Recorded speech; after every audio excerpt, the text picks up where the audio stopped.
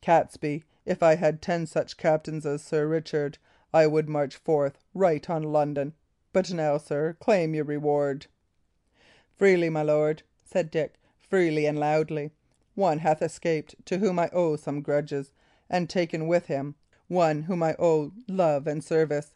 Give me, then, 50 lances, that I may pursue; and for any obligation that your graciousness is pleased to allow, it shall be clean discharged." "How call ye him?" inquired the duke.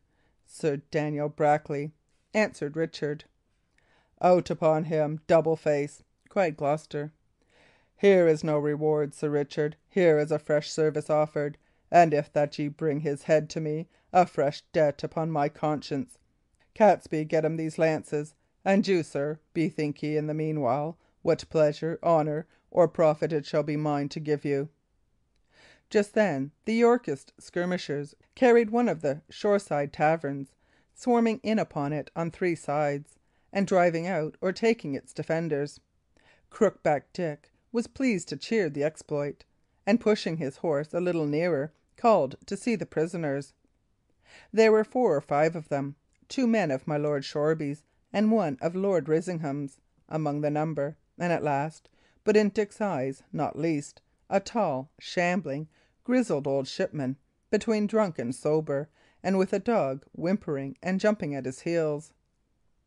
The young duke passed them for a moment under a severe review. "Good," he said. "Hang them." And he turned the other way to watch the progress of the fight. "My lord," said Dick, "so please you, I have found my reward. Grant me the life and liberty of yon old shipman." Gloucester turned and looked the speaker in the face. "Sir Richard," he said, "I make not war with peacock's feathers, but steel shafts.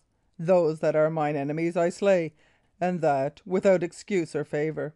For bethink ye, in this realm of England that is so torn in pieces, there is not a man of mine but hath a brother or a friend upon the other party. If, then, I did begin to grant these pardons, I might sheath my sword." "It may be so, my lord, and yet I will be overbold, and, at the risk of your disfavour, recall your lordship's promise," replied Dick. Richard of Gloucester flushed.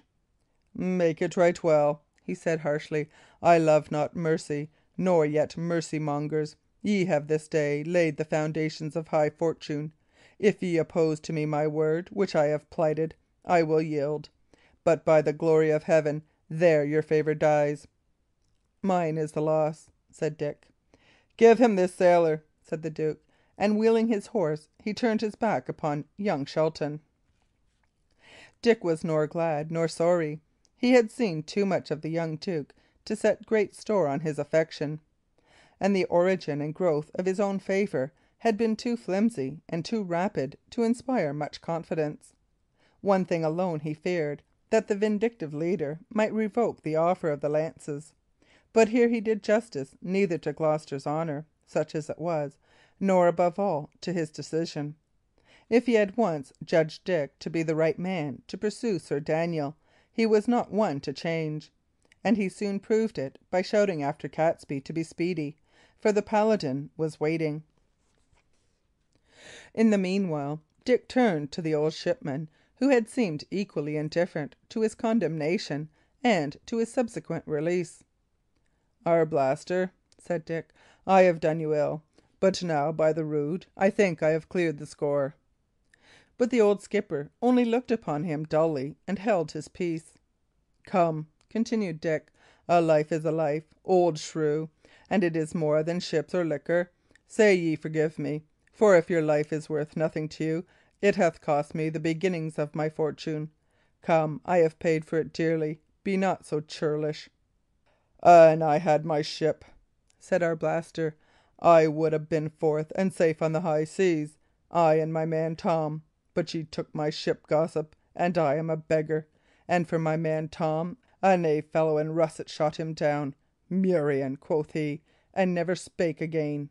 Murrain was the last of his words, and the poor spirit of him passed. Ah, will never sail no more, will my Tom." Dick was seized with unavailing penitence and pity. He sought to take the skipper's hand, but Arblaster avoided his touch. "Nay," said he, "let be. Ye have played the devil with me, and let that content you." The words died in Richard's throat. He saw through tears the poor old man, bemused with liquor and sorrow, go shambling away, with bowed head, across the snow, and the unnoticed dog whimpering at his heels, and for the first time began to understand the desperate game that we play in life, and how a thing once done is not to be changed or remedied by any penitence. But there was no time left to him for vain regret. Catesby had now collected the horsemen, and riding up to Dick, he dismounted and offered him his own horse. "This morning," he said, "I was somewhat jealous of your favour. It hath not been of a long growth. And now, Sir Richard, it is with a very good heart that I offer you this horse to ride away with." "Suffer me yet a moment," replied Dick. "This favour of mine, whereupon was it founded?" "Upon your name," answered Catesby. "It is my lord chief's superstition. Were my name Richard, I should be an earl to morrow." "Well, sir, I thank you," returned Dick. "And since I am little likely to follow these great fortunes, I will even say farewell. I will not pretend I was displeased to think myself upon the road to fortune, but I will not pretend neither that I am over sorry to be done with it. Command and riches, they are brave things, to be sure. But a word in your ear, yon duke of yours, he is a fearsome lad." Catesby laughed. "Nay," said he, "of a verity, he that rides with Crooked Dick will ride deep. Well, God keep us all from evil. Speed ye well." Thereupon Dick put himself at the head of his men, and giving the word of command, rode off. He made straight across the town, following what he supposed to be the route of Sir Daniel, and spying around for any signs that might decide if he were right. The streets were strewn with the dead and the wounded, whose fate in the bitter frost was far more the pitiable. Gangs of the victors went from house to house, pillaging and stabbing, and sometimes singing together as they went. From different quarters, as he rode on, the sounds of violence and outrage came to young Shelton's ears. Now the blows of sledge hammers on some barricaded door, and now the miserable shrieks of women. Dick's heart had just been awakened. He had just seen the cruel consequences of his own behaviour, and the thought of the sum of the misery that was now acting in the whole of Shoreby filled him with despair. At length he reached the outskirts, and there, sure enough, he saw straight before him the same broad, beaten track across the snow that he had marked from the summit of the church. Here, then, he went the faster on; but still, as he rode, he kept a bright eye upon the fallen men and horses that lay beside the track.